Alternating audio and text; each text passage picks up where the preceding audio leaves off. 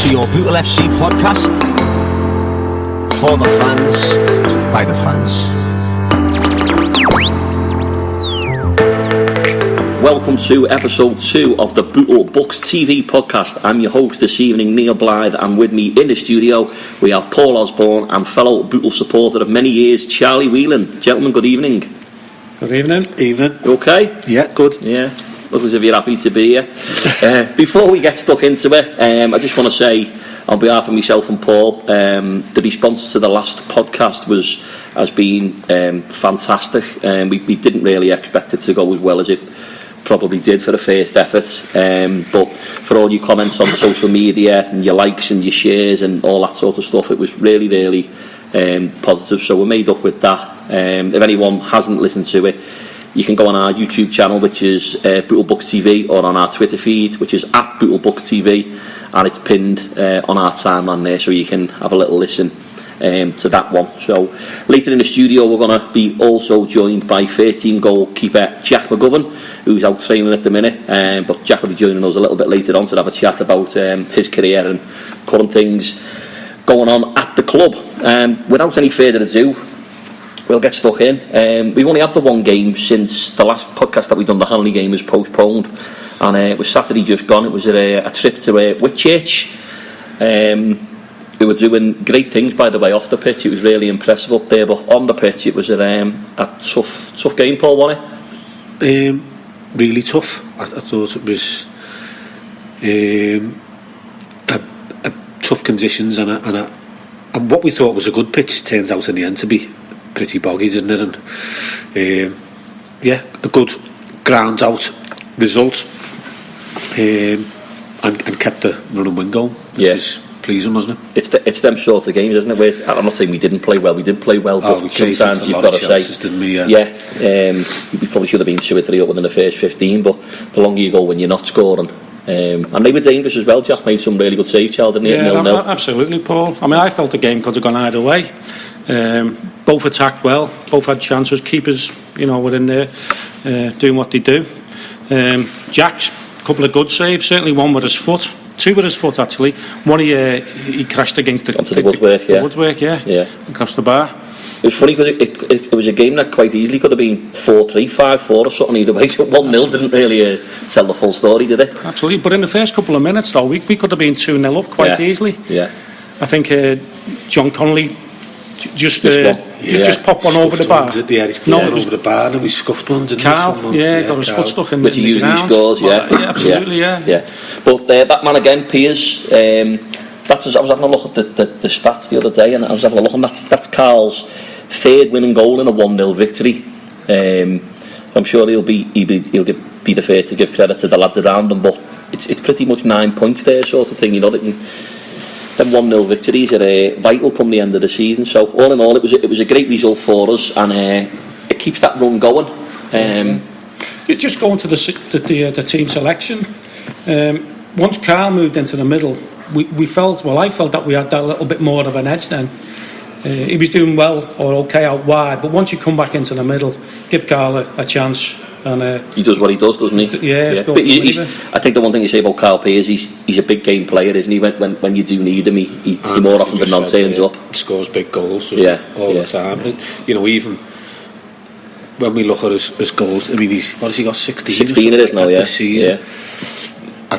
He's not even playing centre forward, by the way. He's coming off the left, so and 10 big goals. I reckon I haven't even looked, but I reckon there's 10 big goals. You've just said three winners. There was 3 winning goals. There was also 2.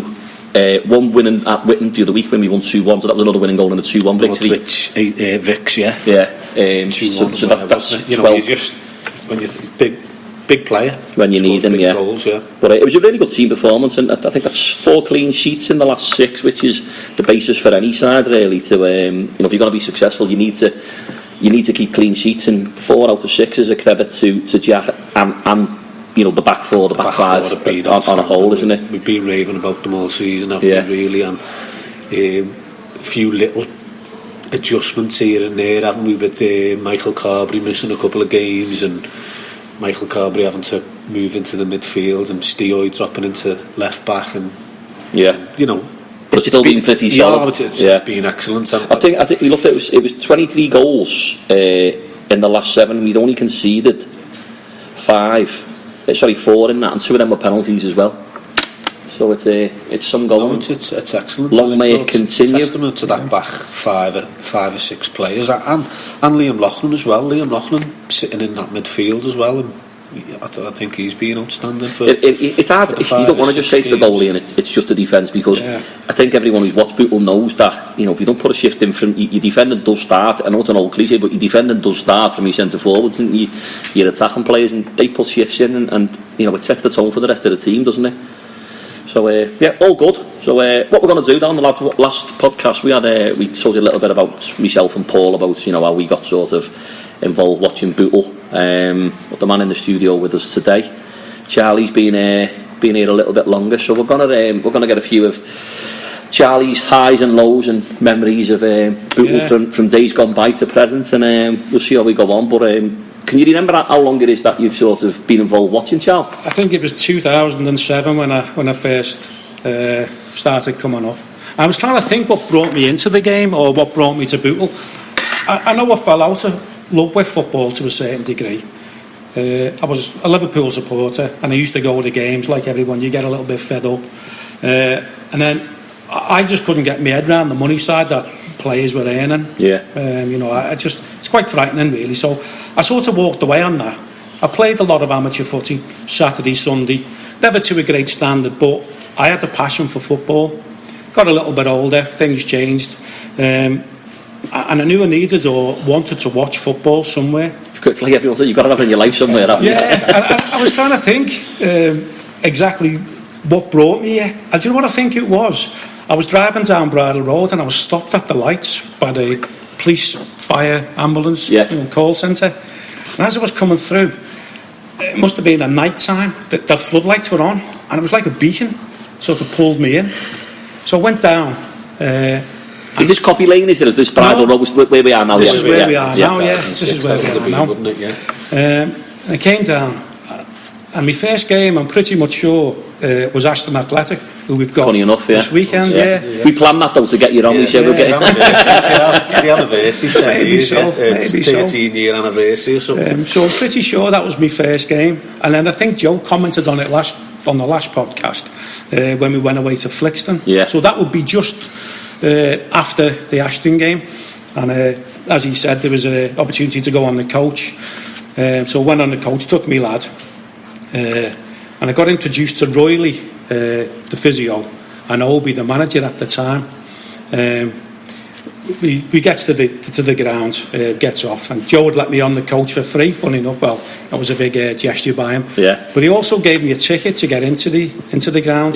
So the entrance was free. So I got a free coach. So you sold your soul, basically, didn't you? Well, I did, to be honest with you. It's amazing what 3.5 quid can get you. But I was still on my own because I didn't know anyone, didn't know any of the players. I'd only just sort of known Joe. Royley and Obi obviously dealing with the team. So we're in the stand, and 2 lads turned up, and they were sitting next to me, and I thought, I can't be doing with these 2. They were pissed. I think, 2 Bootle lads, is this? No, this is lads from Flixton, from Manchester. Bear in mind, Manchester, Liverpool sort of rivalry, And they're sitting next to me, and they're going into one. I thought, I'm coming to watch football. Is this what I want to watch? I don't want to listen to you. But then I realised they weren't fans. I think Flixton had cheap ale.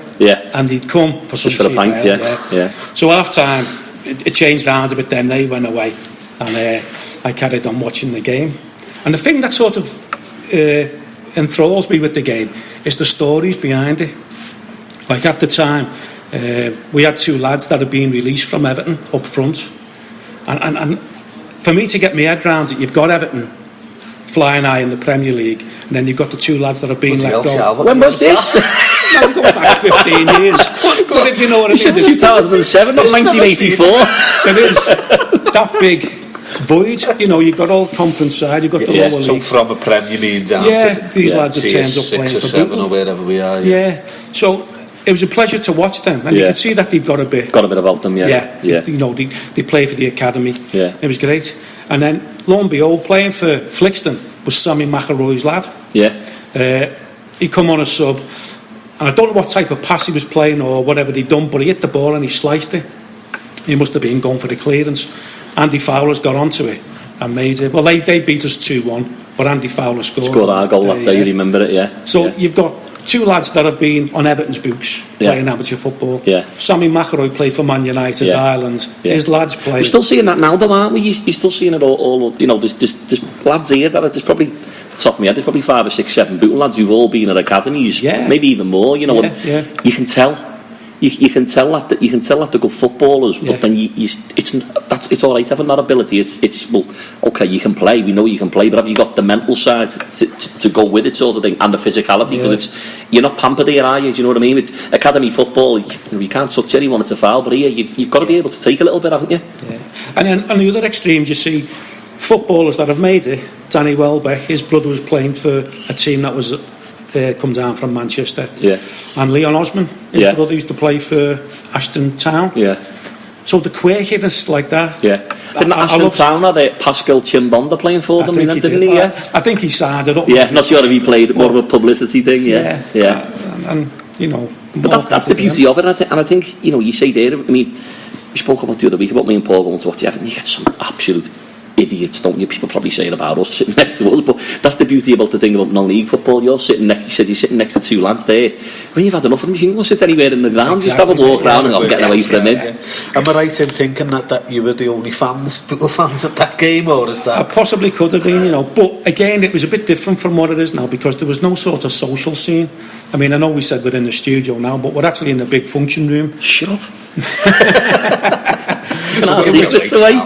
Which when I turned up, we have had to hire this though, you know. I told people I was doing this in the Radio City Tower.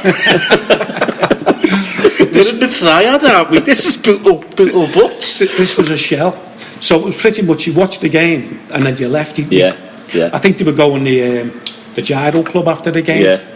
Well, funny enough, one of the next questions we had was, you more than anyone must have seen, you know, massive. We've been up coming here 2 years, and we've seen massive changes. And for you, it must be unrecognisable from the place it was sort of 12 years ago. Absolutely, yeah. Even coming down Vestey Road, there was a building site either side.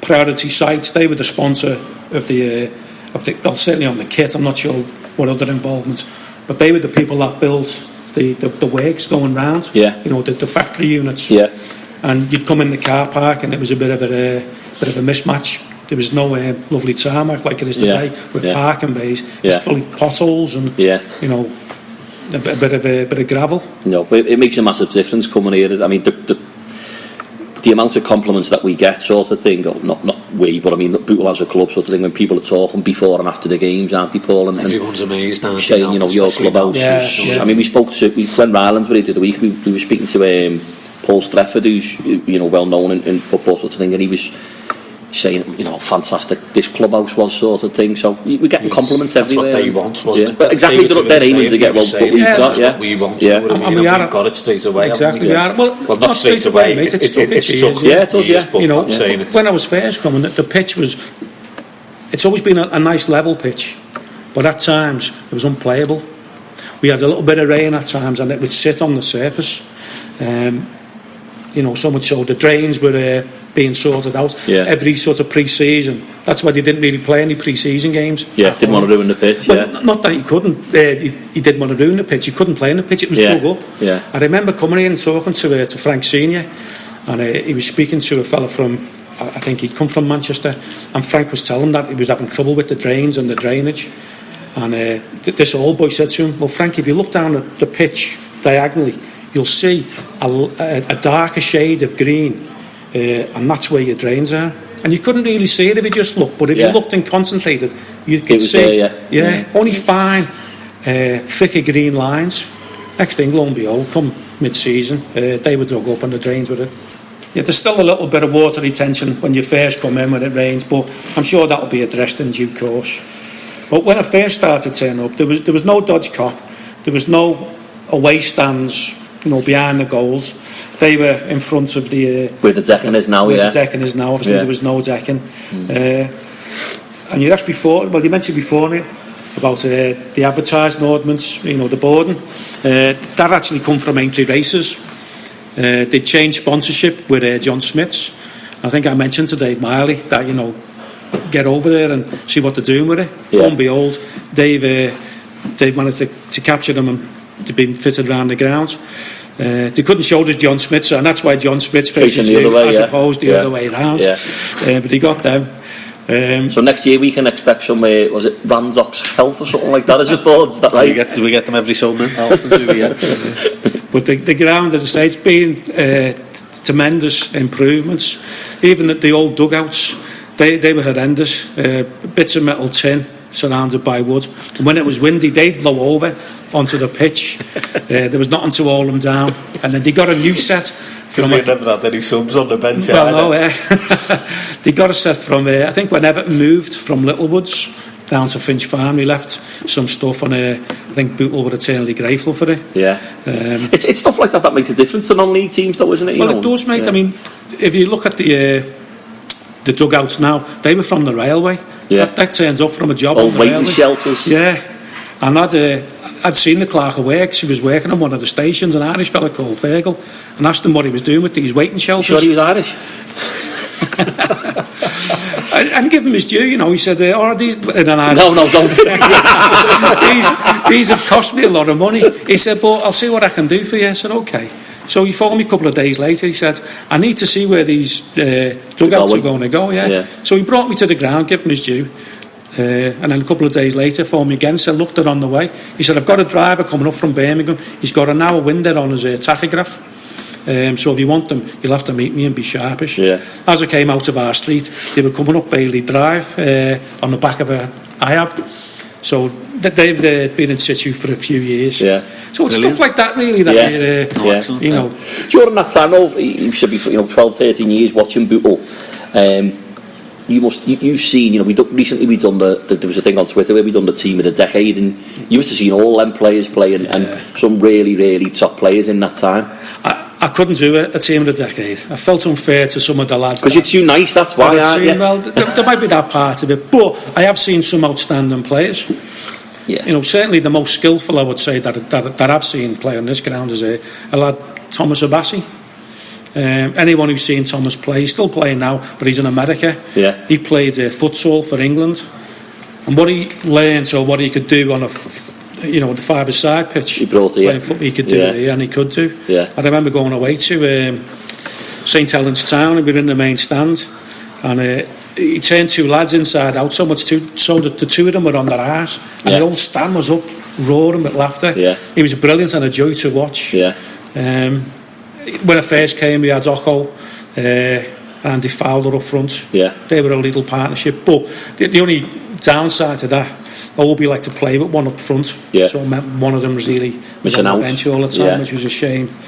And in recent years, like Chris Tyson in midfield, you can never take nothing away from Chris Tyson. Those that have played with him will know exactly what I mean.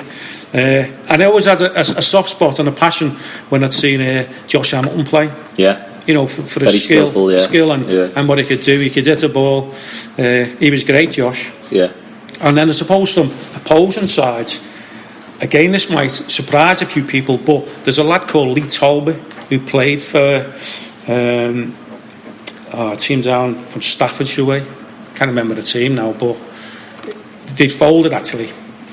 But he turned up and he came on as sub one day and he just turned the game on its head. And he was a regular for them. I presume he must have been injured that day. But he was a fantastic player. I don't normally watch the opposition. I mean, you know what? It's funny because you sort of don't really, when you're watching the team, you notice our plays unless someone is.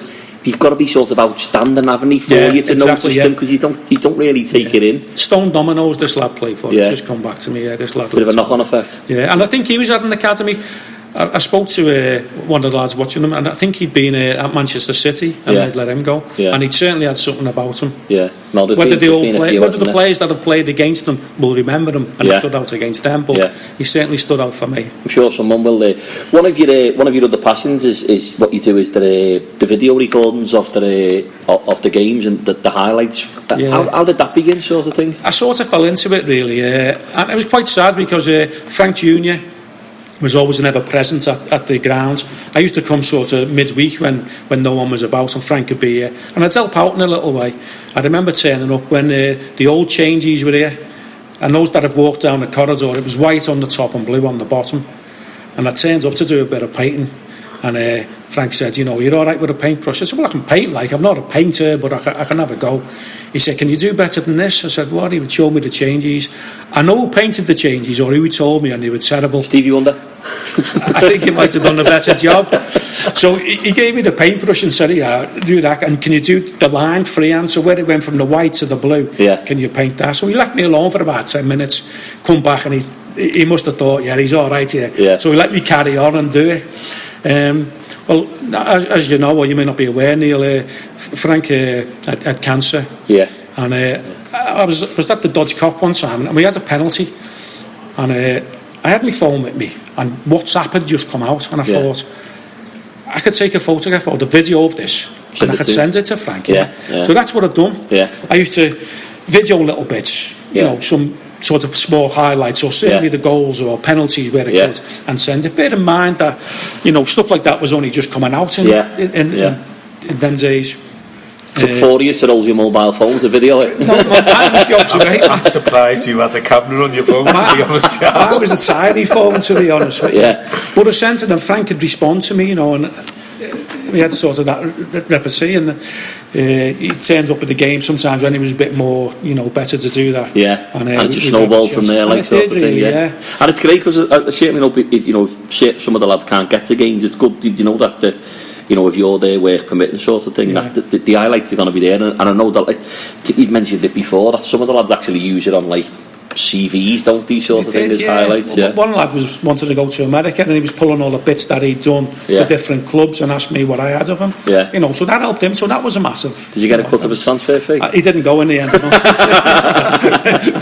highlights were shite. And you had your finger over the lens. To be honest, I won't say any more, other than he had blonde hair. And we had another striker who had blonde hair, so I sent him them and said, look, you won't be able to tell you the other fella. It sounds like a bit like Lee Carney and Thomas Gravison when he Real Madrid went for Gravison, didn't he? He got the wrong player. But no, Charles, it's been a pleasure getting your stories and getting your memories, sort of thing. And you know, it's hopefully in sort of 10 years time we'll be sitting here talking about similar memories, and yourself as well, you know, still going on about the team of 2019 2020 that got promoted to the best victor, which is the aim. So a big thank you for your time, and we'll catch up shortly. Lovely, thanks very much, I enjoyed that. Cheers, Jack. We're joined in the studio now by Bootle 13 goalkeeper Jack McGovern. Just finished training. Jack, thanks for popping in. That's all right, yeah. Pleasure to have you here. We've got a set of questions for you, and the first question that we're going to ask you is, how did the lad from Devon living on the Wirral come to play for Bootle?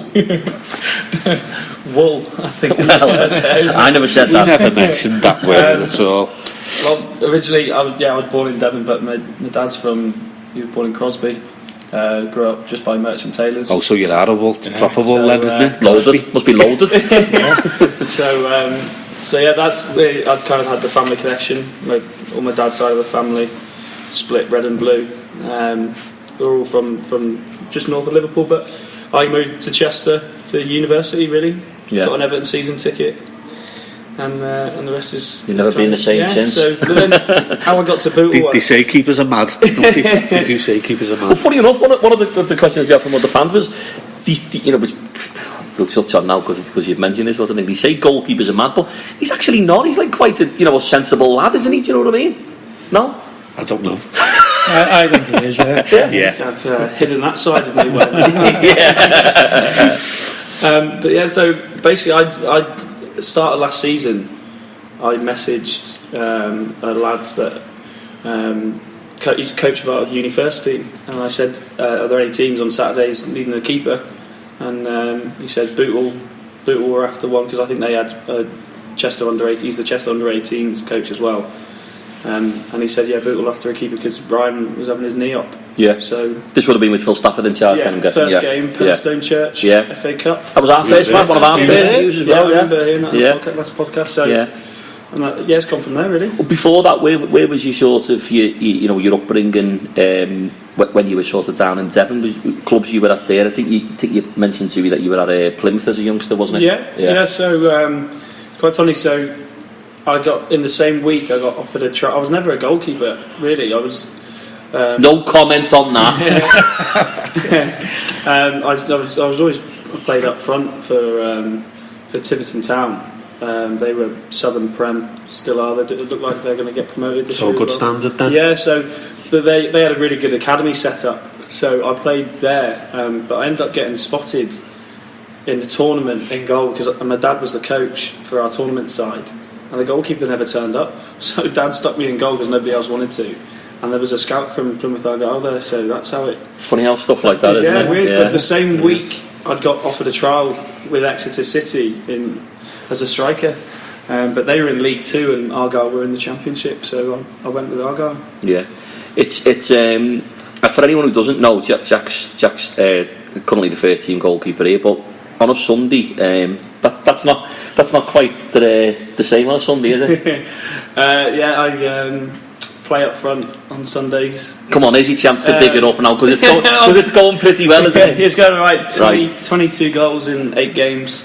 So it's been labelled I play in the Dog and Duck League by all my mates. That was a lot more on Saturday after a couple of bevies, wasn't it? Yeah. It was a few more than 22. Yeah, you can exactly that, yeah. So I really enjoy it. I enjoy it, I'd say, almost as much as playing in goal. It's such a different... Where does Joe see it, and does he ever...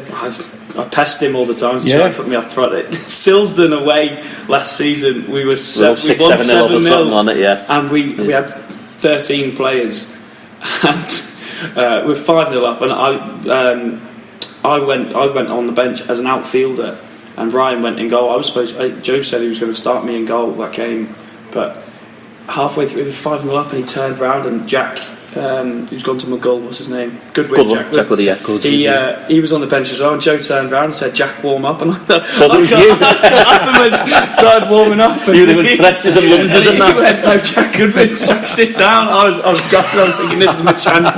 So hang on. So we were winning 5 or 6-0. He only had 3 subs, and he never put you on up front. It was me, Docker, and Jack Goodwin were the subs. Should we pause that a minute while we have a go at Joe? I was gutted. What would they have done to the other players if we'd have put the keeper on up front, though, in front of them? But if he just scored that after, they'd be looking and thinking, hang on. So is Rob Jordan's place under threat then on a Saturday, or do you think he's safe? Like, I think he's alright, yeah. Perfectly fine. Yeah. But just I'll explain to people out listening, sort of thing, as a goalkeeper. I mean, last season I think you and Ryan pretty much shared the performance. I'm not sure exactly what it was, but yeah, but, but so no one was sort of number 1 and number 2 right through the season. But how difficult is that when you're not playing? Because it's not as if we just joked there about you being someone to go front. As a goalkeeper, you're not coming on with 20 minutes to go when you're 3-0 up or 3-1 down, are you? Unless there's an injury, obviously. You become, I think from my point of view, because I just wanted us as a team, and I think everybody did, especially in that backstage of the season, everyone wanted the team to do so well. You didn't care who was playing? That City-Liverpool game, the second to last game, I'd love to have played it. Obviously, the 1,400 people here. Yeah. But I went absolutely mental when we scored that goal off the bench. And after the game, we were all celebrating. And I was like, I didn't mind it. I wanted to play, but I think that run we were on, I think the lads who weren't playing, they sort of, I mean, probably similar to what we're on now. I know the run's only 7-8 games sort of thing, but if you're not in the team, you sort of say, well, if I was in the team and he changed it after 8 wins, then you'd kind of kick off a little bit, aren't you? There's a big psychology to it, definitely. I think I think because we chopped and changed so much in that season, knowing that there was probably going to be another chance. I'd probably get another chance in the season. Ryan picked up a couple of injuries, but I think that at points I was thinking, I'm not really getting a game here, and I'm thinking, should I start looking somewhere else? But the main reason why I didn't even really consider it much was I just enjoyed it too much. Yeah. I'm travelling like an hour from Chester, and so to not play. Not play, and I'm thinking I'm not really too bothered. I just want to play and enjoy football. But that says a lot about what we've got here, then, doesn't it? The spirit amongst the lads and the supporters and that sort of thing. It's just I've been to clubs like I've played at Camel Lairds before, and the atmosphere there was just so different in terms of, I think that's the year they got the funding pulled from the shipyard, had pulled all the funding from them, and it was just, there was no social after a game really. It was, the clubhouse was pretty empty after, and it was a bit of a shame really, because there are some good people in the club running it, but I came here and it was so I remember that first game, people would give me lifts because I hadn't passed my test there, so people were giving me lifts. to and from training. People were helping me out, and then it was just the after, especially now with the new clubhouse. It's absolutely rocking after a game. Yeah. It's just mention sort of your relationship with Ryan Jones, especially. Obviously, the two, there's no secret, the two are fighting for the one shirt sort of thing, which you've currently got at the minute. But it seems that from the outside looking in, that you do get on really well. So much so that you're both doing Ryan's goalkeeping coaching sort of thing and helping out on that. So obviously you must have a good relationship with Ryan. Yeah, well, bloody good keeper, isn't he? So it's such a, being a goalkeeper is just, I think it's such a weird concept, because if I don't get picked, I'm not angry at him, and he's not really angry at me. He's just angry at the situation. Yeah. And it's obviously, I think Joe's quite lucky to have two keepers. Two goalkeepers, really. Very good keepers. Yeah. I think, but you look at teams that go on and are successful. You need two keepers pushing each other. Joe Jordan has been fantastic. The fact that he's actually kept the two he is here. I mean, to keep two goalkeepers. I'm not saying you need two goalkeepers. You do, but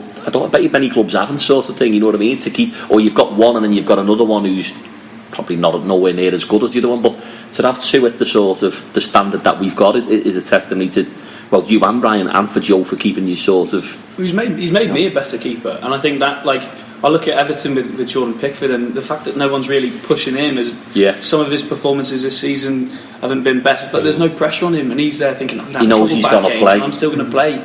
It's different. I know if I have a couple bad games on the bounce, then he'll come in. That's my place gone, isn't it? It's not even. I don't even think it's a couple.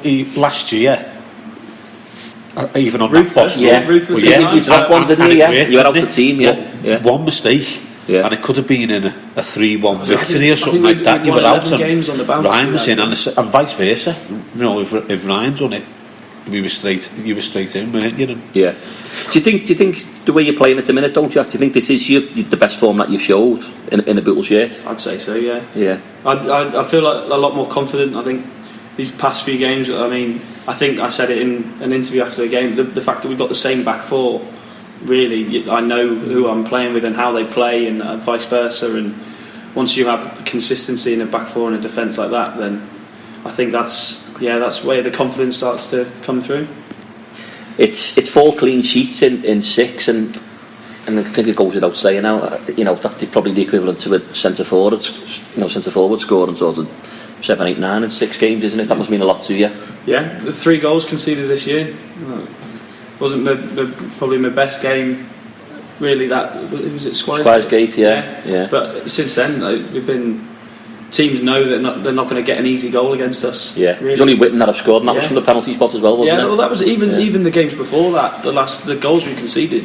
There've been 3 penalties. One against AFC in the cup, and then one at Squires Northwich Vicks away as well. They were all penalties. So we're not easy to beat in open play. No, and that was probably the secret of the run last year. We were winning a lot of games to 0. And, as obvious as it sounds in any level of football, if you keep a clean sheet, you give yourself a better chance of winning the games, don't you? Well, we're flying as well in the goal scoring department as well. Like, how many times now have we scored 3 or more goals? It's 23 in the last 7. That's mental. That is absolutely mental. Yeah. No, it's fantastic, and a long may it continue. We just want to touch on one other thing that you do, sort of off the field. Anyone who knows what's going on, sort of thing, with the Bootle books, the inclusion, the children who are playing of a Saturday morning, and you've played there's a lot of people at the club who were involved in that, doing fantastic things for boys and girls, sort of thing. And how did you get involved in that? Because it's not just on the pitch; it's the off the field pitch that makes this club what it is, sort of thing, isn't it? Definitely. I think my favourite moment was when we were mascots for them, for all the inclusion kids last season. I thought that was brilliant. I don't know. I'm travelling anyway on a Saturday, so I was there like a couple hours when I started realising what it was, and I think when I first joined it only just really started then, and so I went down a couple of times, and whenever I can get myself down on a Saturday morning, I just go. But the work that they do is is mind-boggling, really. Yeah, the volunteers and how well organised it is. Yeah. You try getting 140 kids in that space it's of time. massive now, isn't it? You know, it really growing. is. It's growing as well. It's going from young kids to adults, isn't it? There's a young adults. There's an open age team now as well, isn't it? I think they were only saying popular. I think they were only saying last week that they've got to get another venue because there's that many. I know to split them up. I saw as well that like starting now to share their knowledge of inclusion football and how to run an inclusion setup with others around the country as well. I know they're doing visits. Big clubs as well. Yeah, and a couple links now with I know down Swansea. Yeah. And it looks like another one from Belfast from the trip as well. But Yeah. I've always had quite a keen interest in just like inclusion and participation in sport and stuff like that. So previous jobs I've always done stuff, and especially around disabled sports as well. So set up like a wheelchair basketball team at the university and was quite active in that. So yeah, I don't know, just really enjoy it. No, it's fantastic what you're doing, and I know certainly know that a couple of the messages we got when we mentioned that you were today, coming in, a lot of parents, a few people commenting we about. We were asking for questions. A lot of them weren't very great. I don't think we can.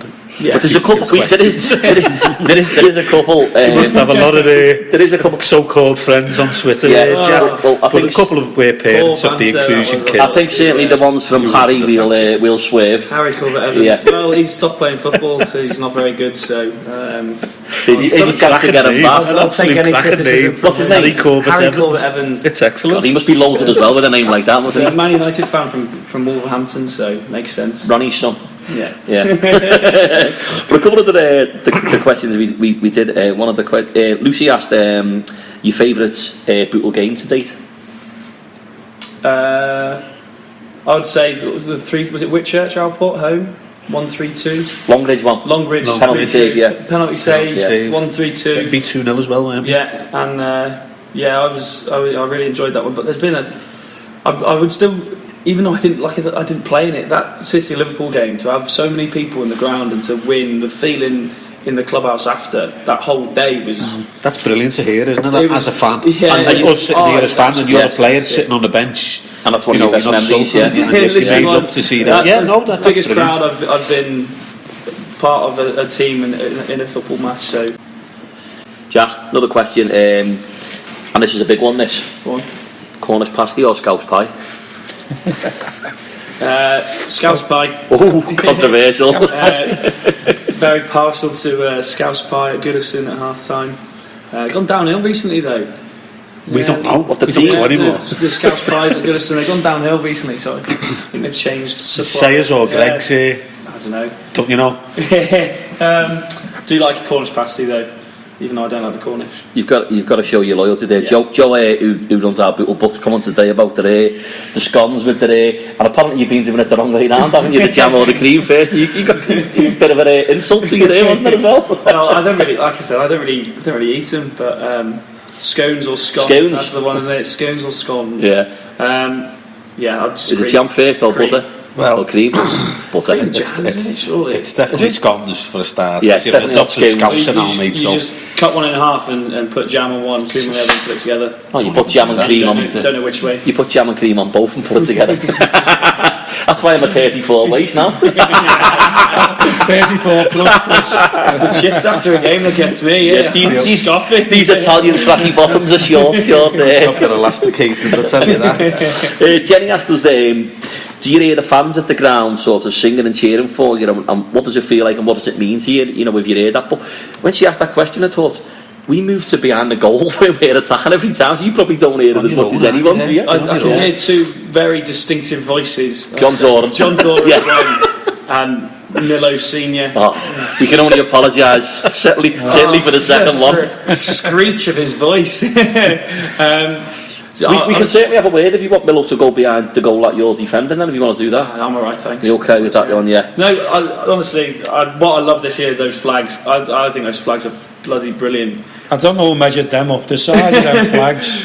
Got to get a team photo behind one of them. Did you measure in metres and not feet? Well, Neil? You must have Neil done. is not hasn't got a clue what a tape measure is for a start. So when he looked, he just looked at the measurements and done a drop down bar and went to the biggest one. I never. Do you know what I've done? We had 280 quid to spend, and I just said, give it the biggest one that fits 280 quid. The best thing's watching you put it up in the wind. Alport was blowing a gale. You got one fella's on somebody's back. Jumped over that for us as well. He put it behind the net. Well, we actually took it to the first time we took them out was Beerschot, and Paul and Kev Costigan had older them. And they were on these big sort of poles, but it was freezing and blowing a gale again. So Ozzy let one side go, and I went, don't let it go. As he let it go, the pole just went right through the middle of it. I thought, there we go, guys. So, Dean's missus got a sewing kit out and sort of helped out, made it a little bit, bit of an improvement for us. But excellent. It creates a massive. I think it creates atmosphere straight away when you get there. People see that. Now, North West Counties always post their average attendances or highest attendances for the country for non-league football. We're getting the top, every time we're up there, and it's slowly getting increasing as well. So, I mean, some of the away that we're taking, filling a coach almost all the time. But it is, 50 people. And do you know what? I think there's actually a few we knocked back on the last one. The good thing is that it's not a good thing. We've had to knock people back, and people are driving themselves and things like that. But it's age as well. The age of kids. We've got teenage kids watching us, which that's what you're aiming to do, isn't it? The future idea. Because it's not for the likes of us, we're getting to 50 and all that and watching it. You want what I'm saying is no, I'm not talking about me. I'm 28 myself, but what I'm saying is our kids are watching it and staying. Yeah, they're not bothered about. I think it's the best time. Match, you know what I mean? It's the best with the way. They're texting me all the time. I've got 2 of my nephews. You want to come? Yeah. What are we doing Saturday? Straight away. Don't worry, mate. You're on the bus. Yeah. And he'd go, "You sure?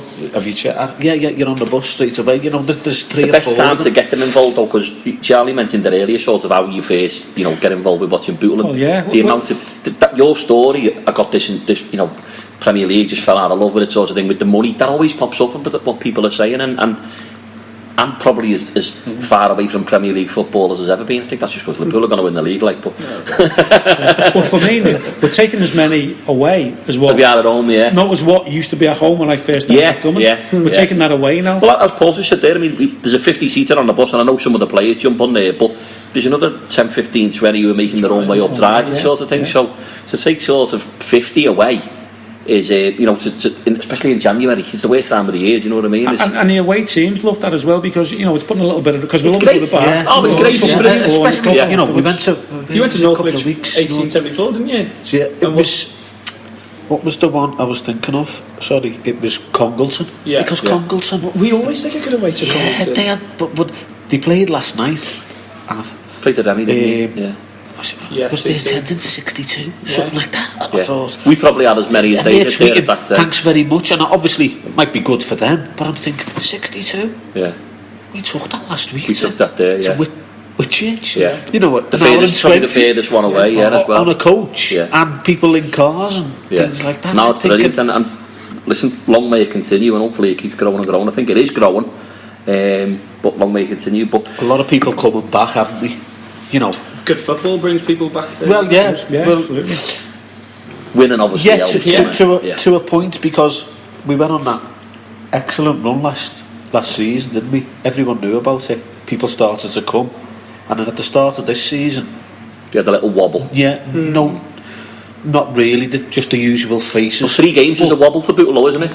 One game's a wobble, isn't it? One game's a wobble because that's the standards they're playing that well. The high Yeah. standards that we set. We look forward to Saturday. We said it on the last day. We're playing Aston Athletic this Saturday the 1st of February to 3 o'clock kickoff here at the Berry Street Garage Stadium. And this game doesn't really need bigging up, does it? Because it's a huge game. It's a huge month sort of thing. But our form is.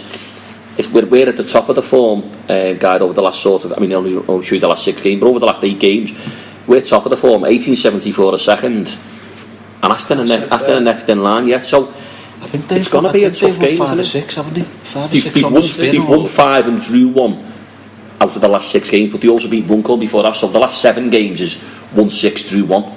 So, you know, we had a tough game against them earlier in the season up at their place where we won 3-2, didn't we? Yeah. And last, I'm sure we played them on the ground up day last year, and it was 2-2 for long stage. We had to beat them 4-2 in the end, didn't we? I think they took the lead there. I think they won 2-1. I know it definitely went to 2-2, and we won 4-2 in the end. Yeah, but we were a good side. It was an early one. Yeah. We were a really good side. So they're going to pose a threat. And listen, for anyone who's interested in coming down, you know, we're just off Bridle Road, Vestey Road at the top there, the Berry Street Garage Stadium. It's Bootle FC versus Aston Athletic, 2nd versus 4th in the North West Counties League. It promises to be an absolute belter. But February, you got 3 big well, I'd say the whole month. You got the exactly. I started looking. Of the cup. Yeah, I started looking at the fixtures and saying, God, it's a tough start to the month. But as you keep going on, I mean, it just gets bigger and bigger and bigger. We've got Longridge, Rylands, and then the replay against the rescheduled Hanley Town. Hanley next week, yeah. Which is and then we've got the little matter of a senior cup quarter final against Skemp thrown in there as well. Bozzy and Joe have been setting us little targets we had the one over the Christmas break saying go unbeaten, and 9 points out of the Christmas 3 games massive, over Christmas. Yeah, 3 quick-fire games, 9 points. And we set another target was unbeaten in January, win the games in January, and I think this is probably the biggest month of the lot, I'd say, in terms of important little setting targets for the month of picking up some big results here. Will, I think, really show you the league table, how it will probably finish up, I think. Yeah. No, it's a joy to watch, it really is. And as I say, if you're at a loose end on Saturday, you can come down. It's only a fiver for adults. Do you know what I mean? It's your kids under 16 will get in for nothing. If they want to go and play 5-a-side, 7-a-side in the cages over there, they can do that, and it's safe. It's a safe environment. There's no way kids can get out of there, sort of thing. It's as safe as it is. And if you still want your Premier League fix, you've got Leicester Chelsea at 12:30, Bootle in the middle against Aston, and Man United Wolves at 5:30, which will be shown in Frank's Bar. So it's been an absolute pleasure. We've really enjoyed doing the 2nd episode of the Bootle Bucks TV podcast. As I say, if you do want to get in touch with us on Twitter, it's at Bootle Bucks TV. Just like to thank Paul Oz, Charlie Whelan, and especially Jack McGovern. Cheers, Jack. For coming in today, and we'll catch up soon and up the Bucks.